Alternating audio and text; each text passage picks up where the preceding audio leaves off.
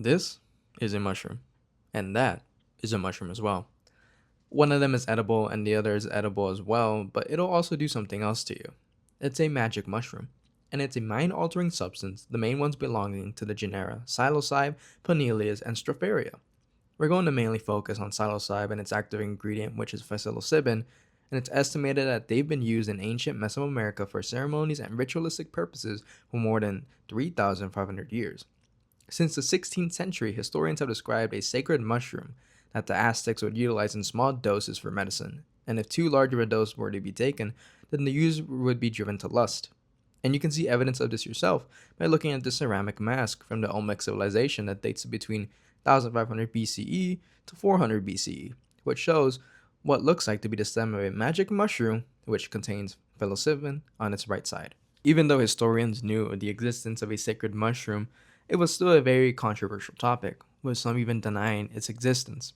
It wasn't until 1936 when specimens of the sacred mushroom, God's flesh, were able to be obtained. And for reference, the knowledge of the sacred mushroom's existence was known since 1529 by Bernardino de Sahagún. So it took over 400 years for its existence to almost finally be proven.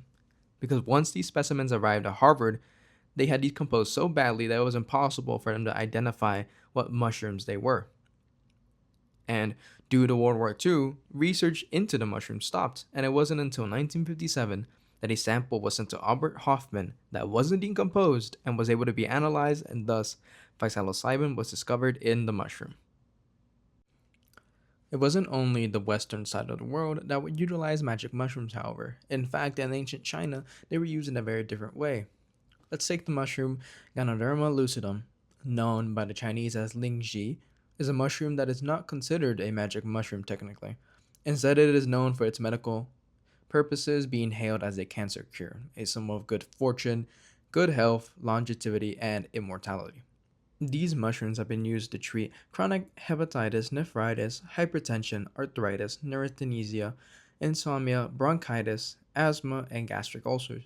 Evidence of the mushroom's existence is found in Chinese literature during the Han Dynasty, as well as this panel from the Met Museum that dates back to the early 16th century. This textile has the character for longevity Shu, which I am probably mispronouncing, as well as the mushroom Lingzi. From this, we can see how important this mushroom was for the Chinese. However, this does not mean that the Chinese didn't know about the existence of psychedelic mushrooms at all or utilize them at all. Most of the information that is available on their use is found in encyclopedias, pharmacopoeias, and treatises that are used by Daoist adepts.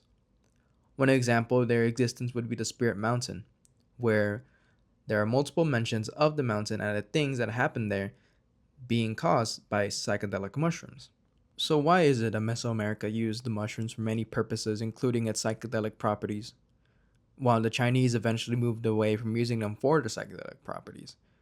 Well, it's mainly due to shamanic practices eventually being seen as less reputable and phasing out the practices to the point of suppressing them and even suppressing the knowledge surrounding the use of psychedelic mushrooms.